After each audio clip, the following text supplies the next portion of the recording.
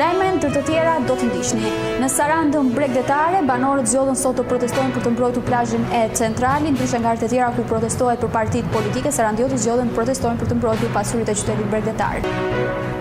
Filloi deficiti i skemës së pensioneve pas një përmirësimi në 2017, deficiti i skemës së pensioneve u rikthye përkeqësimi në 2018, ndërkohë numri i pensionistëve po rritet me shpejtësi. Kapet sërish drogë në kufirin greko-shqiptar, policia helene ka kapur një makinë të mbushur me lëmë narkotike. Edicioni informativ në televizionin Kanal 7 mundësohet nga Epi Plodekor.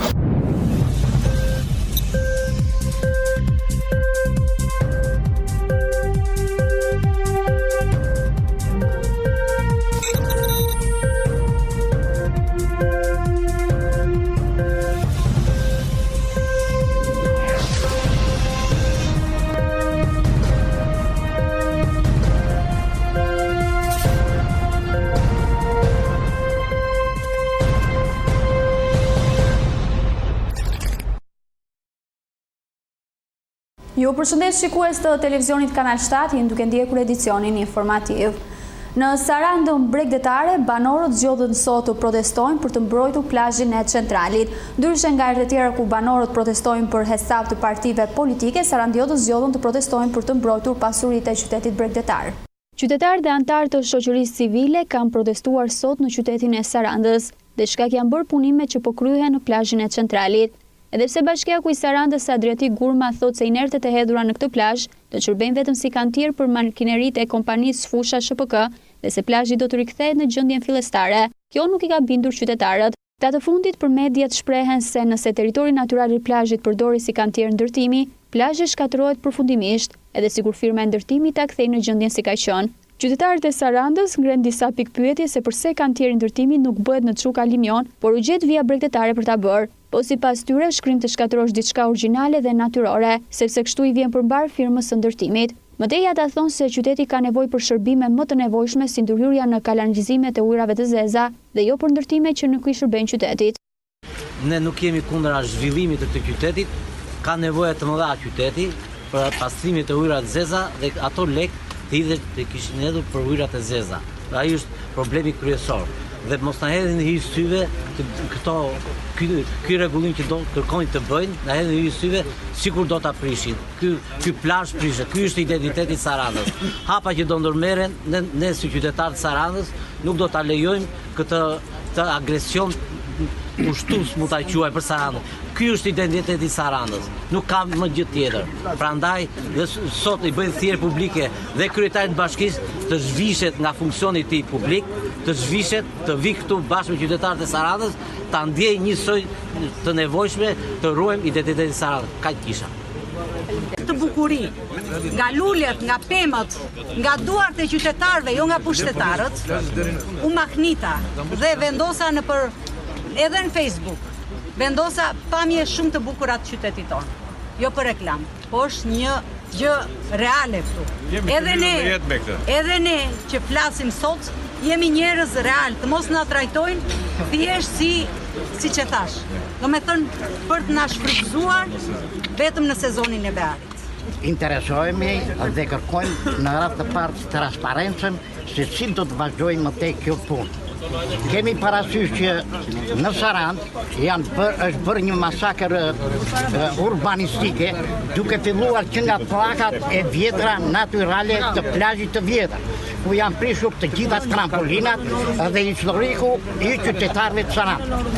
Tjetër, në mes të qytetit të Sarandës është ngritur një kal troje që ka bllokuar komplet shumë qytetarë për të parë detin, për të kapur valët televizive.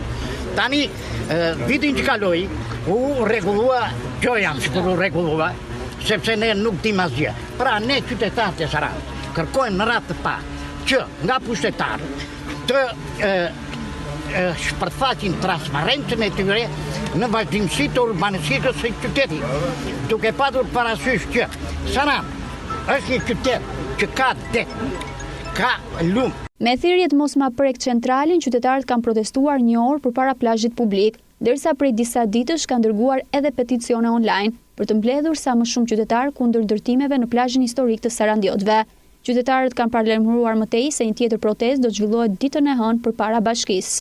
Thellohet deficiti i skemës së pensioneve. Pas një përmirësimi në vitin 2017, deficiti i skemës së pensioneve ju rikthye përkeqësimi në 2018, ndërkohë numri i pensionistëve po rritet me shpejtësi.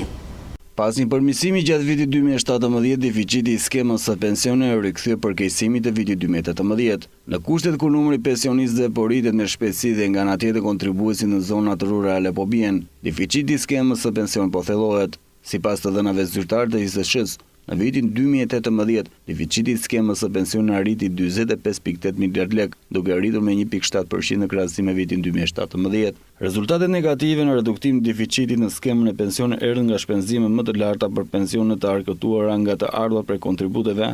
Shpenzimet e përgjithshme buxhetore për pensionet arritën në 125 miliard lek në vitin 2018, me një rritje vjetore 5.2%. Deficiti i skemës së pensioneve është frenuar më së shumti nga reforma e pensioneve, që ka rritur moshën e daljes në pension dhe përjedhoi ka frenuar numrin e pensionistëve të rinj në skemë. Vlera e deficitit në skemën e pensioneve është gati dyfishme e larta se në vitin 2017, dhe pse në skemë janë shtuar 180.000 kontribues të rinj që nga viti 2013. Ekspertë e ISSH-s thonë se pa reformë do të kishte thellim të mëtejshëm të shkak se numri i pensioneve po rritet me shpejtësi. Si pasojë këtyre zhvillimeve, skena e pensioneve në Shqipëri nuk është e balancuar financiarisht. Kjo paqëndrueshmëri financiare është dhe rezultati i rritjes së shpejtë së masës së pensioneve para pak viteve. Shkaqe të tjera numri i ulët i kontributësve, mosdeklarimi i pagës reale, numri relativisht i lartë i pensioneve krahasuar me moshën e re të popullsisë, mosha e ulët e pensionit si rezultati i daljes së parakohshme në pension në fillim të viteve 90 dhe mosha e ulët e daljes në pension për disa kategori të veçanta, ndryshime demografike, niveli i papunësisë dhe niveli i lartë i emigracionit i forcave të punës. Plakja e popullsisë po rritet me shpejtësi numrin e pensioneve në vend dhe përpasoj nevojën për fonde të shtesë në arkës së pensioneve. Të dhëna nga Instituti i Sigurimeve Shoqërore tregojnë se për vitin 2016, numri personave me pension arriti 611.544 persona, me një shtesë për rreth 12.600 pensionistësh nga viti 2015. Kapet sërish drogë në kufirin greko-shqiptar. Policia helene ka kapur një makinë të mbushur me lëndë narkotike, ndërkohë në pak kohë policia e vendit Shqin ka sekuestruar 9.5 ton marijuanë që dyshohet se vinte nga Shqipëria. Mbi 38 kg marijuanë janë sekuestruar në kufirin greko-shqiptar. Operacioni është zhvilluar në Sajat dhe Gujmënicës, ku është ndalur një automjet i cili vinte nga kufiri i gjelbër. Sipas mediave, fqinjen në bagazh dhe sedilet e pasme të makinës janë gjetur e sekuestruar nga policia helene 37 pako me 38 kg e 410 gram marijuanë, ndërkohë në pranga ka rënë persona, komësia të cilëve nuk bëhet e ditur. Kujtojmë se prej fillimit të vitit policia greke ka sekuestruar kryesisht pranë kufirit, por dhe në zonat e tjera rreth 9.5 ton marijuanë që dyshohet se vinte nga Shqipëria. Vetëm në pak ditë nga policia helene janë evidentuar në kufirin greko-shqiptar mbi 4 raste që kanë tentuar të kalojnë lëndë narkotike në shtetin helen. Përqendrohemi në këto momente në zhvillimet më të fundit që vijnë nga rajoni dhe bota. Ripi i Gazës vazhdon të ketë përplasje të përgjakshme mes palestinezëve dhe izraelitëve. Së fundi ka ndodhur një tjetër përplasje, ku 69 palestinezë janë plagosur si pasojë e invertimit të ushtarëve izraelit ndaj protestave paqësore të marshit të kthimit të madh në ripin e Gazës në bllokim. Me njoftimin e bërë nga Ministria e Shëndetësisë në Gazë, thuhet se në invertimin e ushtarëve izraelit ndaj protestave paqësore janë plagosur 69 palestinezë, prej të cilëve 29 me plumba të vërtet. Kujtojmë se që nga 30 mars i vitit të kaluar, palestinezët në kufirin e ripit Gazës organizojnë protesta paqësore me moton marshi kthimit të madh, me anë të cilave kërkojnë kthimin në territorin nga ku u dëbuan, si dhe heqjen e bllokadës së gazës të importuar në vitin 2006, por të shpeshta kanë qenë sulmet sidomos të izraelitëve, të cilët kanë shkaktuar dhe viktima. Një gjykatëse në New York e urdhëroi presidentin e Shteteve të Bashkuara të Amerikës Donald Trump të paguajë $2 milion për keqpërdorim të fondeve nga fondacioni i tij bamirës për të financuar fushatën e tij politike të vitit 2016.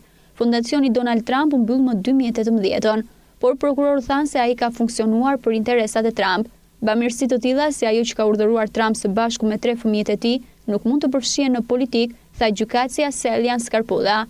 Sipas saj, Trump e ka shkelur detyrën e besimit duke lejuar që fondet e mbledhura për veteranët amerikan të përdoren për zgjedhjet paraprake në Iowa më 2016-ën. Trump u përgjigj me një postim në Twitter duke thënë se çdo qindarkë e fondit të tij ka shkuar në bamirësi. Unë jam personi vetëm që njoh, ndoshta i vetmi në histori, që mund të jap shumë më të mëdha parash për bamirësi, pas një shpenzim dhe që sulmohet nga hakerat politik të shtetit New Yorkut, tha Trump. Sekretari Amerikan i Shtetit Mike Pompeo tha të premten se NATO-ja duhet të rritet dhe të ndryshojë, përndryshe rrezikon të vjetërohet. Komentet e tij vijnë një ditë pas deklaratës së presidentit francez Emmanuel Macron se aleanca është në vdekje klinike. Komente që u hodhën poshtë nga kancelarja gjermane Angela Merkel. Zoti Pompeo tha se aleanca është ndoshta një nga më të rëndësishme në gjithë historinë e derisotshme. Pas fjalimin në Berlin, sekretari Pompeo ju përgjigj pyetjes nëse NATO-ja është e vjetëruar ose klinikisht e vdekur. Ai u përgjigj se pas 70 vjetësh, aleanca duhet të rritet dhe të ndryshojë, duhet të përballet me realitetet dhe sfidat e sotme. Në fjalim, zoti Pompeo kritikoi gjithashtu trajtimin e Rusisë ndaj kundërshtarëve politik dhe tha se taktikat e Kinës duhet të jenë mjaft të njohura për njerëzit e ish Gjermanisë lindore. Ai tha se vendet e lira janë në konkurrencë vlerash me vendet më pak të lira. Zoti Pompeo ndodhe në Gjermani në prag të 30 vjetorit të rënies së murit të Berlinit. Duke reflektuar mbi mësimet e nxjerra nga rënia e murit të Berlinit në vitin 1989, zoti Pompeo tha se perëndimi humbi rrugën në muzgun që ra pas atij momenti krenar. Në Pekin, Ministria e Jashtme e Kinës e kritikoi zotin Pompeo për komentet e tij të mëparshme në adresë të Partisë Komuniste Kineze, duke thënë se komentet ishin jashtëzakonisht të rrezikshme dhe kishin nxjerrë në parë qëllimet e tij të errta, siç i cilësoi ajo. Ka një javë që kryeqyteti gjerman Berlin është kthyer në epiqendrën e aktiviteteve kryesore, që shënojnë festimin e 30 vjetorit të rënies së murit të Berlinit. Më shumë se 200 aktivitete gjatë gjithë javës janë zhvilluar në këtë qytet që nga e hëna. Sot në Berlin zhvillohet ceremonia kryesore festive me pjesëmarrjen e presidentit gjerman Frank-Walter Steinmeier, kancelares Merkel dhe personalitete të ndryshme politike nga bota. Presidenti gjerman Steinmeier ka ftuar në 30 vjetorin e rënies së murit të Berlinit edhe presidentët e Polonisë, Hungarisë, si dhe Çekisë dhe Slovakisë, aso kohë të bashkuar në Çekoslovaki. Zhvillimet në këto vende socialiste luajtën atëherë një rol të rëndësishëm edhe në rënien e murit të Berlinit. Një vend i rëndësishëm për kujtimor për viktimat e murit të Berlinit është rruga Bernauer, simboli i ndarjes së Berlinit sepse muri kaloi në anën lindore të shtëpive. Një blok betoni prej 22 metrash të kujton sot se këtu, pas ngritjes së murit, njerëzit hidheshin nga dritaret dhe disa prej tyre humbën edhe jetën. Bashkimi i Gjermanisë sipas kancelares Merkel do të kërkojë më shumë kohë se mendohej. Tek disa ku mendua se lindja dhe perëndimi do të bëheshin njësoj, duket se sot ka për të zgjatur një gjysmë shekulli, e ndoshta edhe më shumë, tha Merkel gjatë një interviste. Një nga shkrimtarët më të njohur gjermano-lindor, Christoph Hein, kritikoi mënyrën se si u krye bashkimi. Megjithse zërat kritik më shumë se 2/3 e gjermanëve e quajnë rënien e murit si rast fatllum, i peshki i kolonit të kardinali Rainer Maria Walki shprehet se më 9 nëntor të 1989 ishin populli më i lumtur i botës. Në mbrëmje zhvillohet njëkohësisht një koncert i madh përpara portës së Brandenburgut me artistë nga bota dhe ku flasin edhe dëshmitar të kohës. Në disa vende sot në Kish, në galerinë e njohur të East Side Gallery dhe në qendrën e Stasit, kujtohet revolucioni paqësor që solli kthesën në historinë gjermane.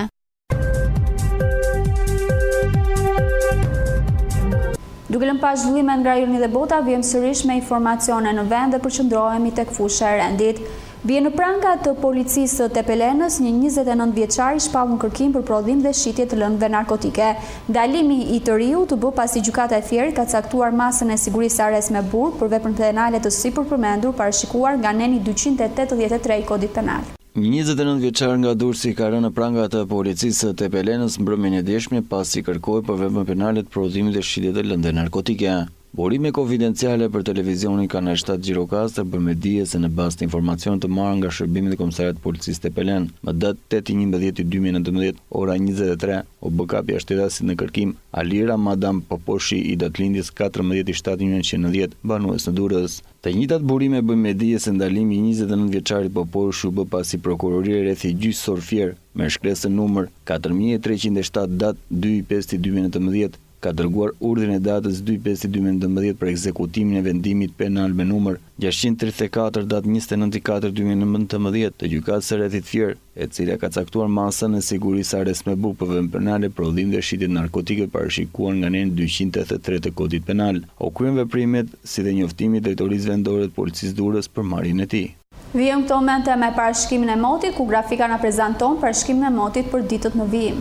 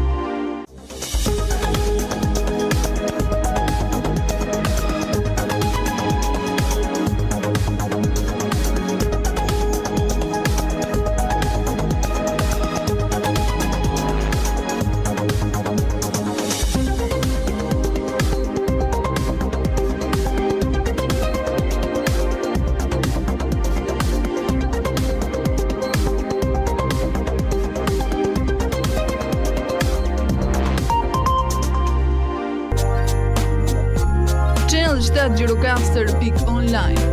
Faqja e zërit tonë të përbashkët. Mjefton një klik dhe aty do të gjeni lajmin që ju kërkoni. Channel 7 Gjirokaster online. Mund të na ndiqni kudo ku ju ndodheni. Lajme minut pas minute, emisione, kronika, shtypje i ditës, foto lajm, kulturë, kuriozitete, kuzhinë, sport, transmetim live. Channel 7 Gjirokaster.online. Ajo që ju duhet. Zëri joni përbashkë. Me parashikën e motit e kemi mbyllur dhe këtë edicion informativ. Unë ju falenderoj për vëmendjen tuaj, bashkëmirëpafshim.